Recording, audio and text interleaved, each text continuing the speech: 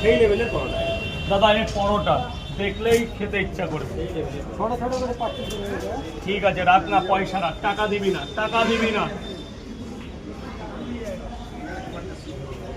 উফ, কি বানিয়েছি রে মাইক, কেমন ভালো হয়েছে।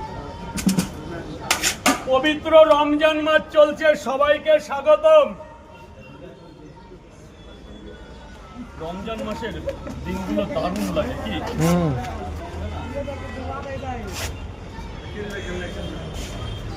তোমার কাছে কে?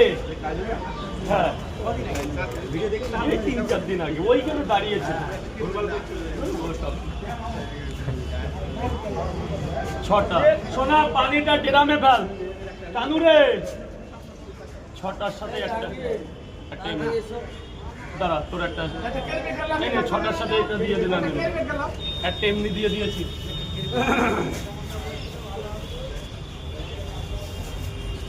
এটা ধর বাবান, এটা ধর বাবান।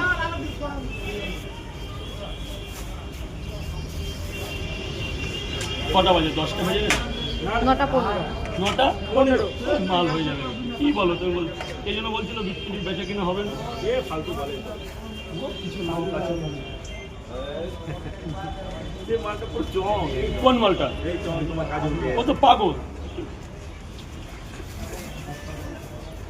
তোমাকে আমরা মোবাইলেই দেখি, বাইরে ও আমার এখানে কাজ করতো, আমি ওর কথা কখনো স্বপ্নেও ভাবি না, তুমি বললে তাই মনে পড়লো। আমরা আপনাকে মোবাইলেই দেখি। আমরা এসে আজকে সামনে থেকে কেমন লাগে? হ্যাঁ ভালো লেগেছে। মানে আমি দেখতে কেমন? পশ্চিম মেদিনীপুর চন্দ্রকোনা থানা থেকে এসেছি। দারুণ জায়গা। মেদিনীপুর জেলাটাকে আমি একটা অন্য রূপে দেখি, কেন জানেন? মেদিনীপুর এমন একটা জায়গা যেখানে মেদিনীপুর হচ্ছে তাম্রলিপ্ত শহর। মেদিনীপুরকে প্রথমত তাম্রলিপ্ত বলা হয়, দ্বিতীয়ত মেদিনীপুরে মহান মহান লোকের জন্ম। যেমন তুমি ক্ষুদিরাম থেকে শুরু করে হচ্ছে আমাদের ঈশ্বরচন্দ্র বিদ্যাসাগর, তারপরে যে বিপ্লবী যে জামানাটা ছিল ওটা মেদিনীপুরের অনেক কিছু আছে, যারা ইতিহাস হিস্ট্রি পড়েছে তারা জানে।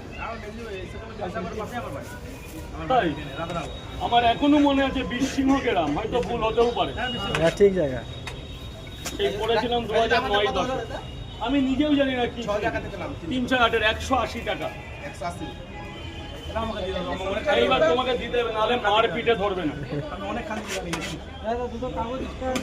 দেখে ভালো লাগলো। সত্যি তো? আচ্ছা 12 120 টাকা দিবি বাবা। 20 টাকা দে। হ্যাঁ এনে শোনা 20 টাকা।